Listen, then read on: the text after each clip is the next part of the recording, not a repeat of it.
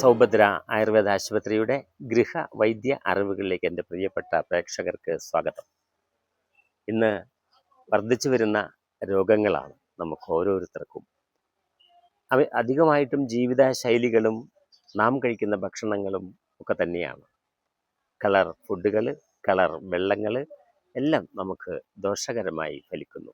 എന്നാൽ പഴവർഗ്ഗങ്ങളും പച്ചക്കറികളും ഒക്കെ ധാരാളം അറിവുകൾ നമുക്ക് നൽകുകയും രോഗങ്ങളെ ചെറുക്കാനുള്ള കഴിവ്, ശക്തി ആർജിച്ചെടുക്കുകയും ചെയ്യാമെന്ന ചിന്തകളാണ് ഞാൻ ഈ ഓരോ വിഷയവുമായി നിങ്ങളുടെ മുമ്പിൽ നിൽക്കാനുള്ള കാരണങ്ങൾ.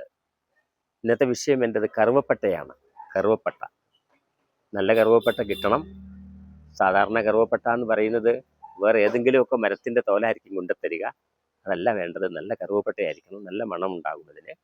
അത് ആരോഗ്യത്തിന് വളരെയധികം നല്ലതാണ്. ഇതിൽ ആൻറ്റി ഓക്സിഡൻറ്റുകളും ആൻറ്റി ഇൻഫ്ലമേറ്ററി ഘടകങ്ങളും ധാരാളമായി അടങ്ങിയിരിക്കുന്നു. രക്തത്തിലെ പഞ്ചസാരയുടെ അളവിനെ കുറയ്ക്കുന്നു, ദഹനം മെച്ചപ്പെടുത്തും, ഹൃദയ ആരോഗ്യത്തെ സംരക്ഷിക്കുന്നു, ശരീരഭാരത്തെ നിയന്ത്രിക്കും, ചീത്ത കൊളസ്ട്രോൾ അഥവാ LDL കുറച്ച് ഹൃദയത്തെ സംരക്ഷിക്കും, എല്ലാ അണുബാധകളെ പ്രതികരിക്കും. ഇത്രയും ഗുണങ്ങൾ കറുവപ്പട്ടയ്ക്കുണ്ട്.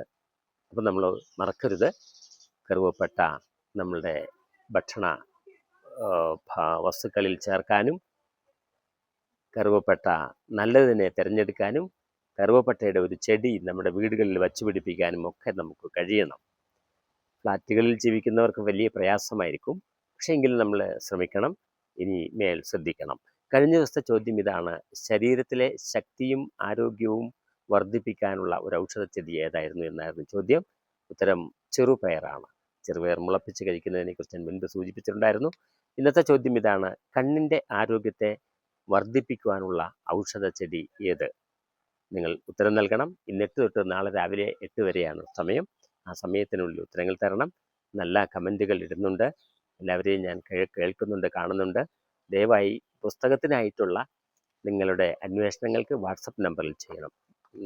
യൂട്യൂബിൽ അയക്കാതെ വാട്സപ്പ് നമ്പറിലേക്ക് ഇടണം കേട്ടോ. എല്ലാവരും അങ്ങനെ ചെയ്യുമെന്ന് കരുതുന്നു. നന്ദി, നമസ്കാരം.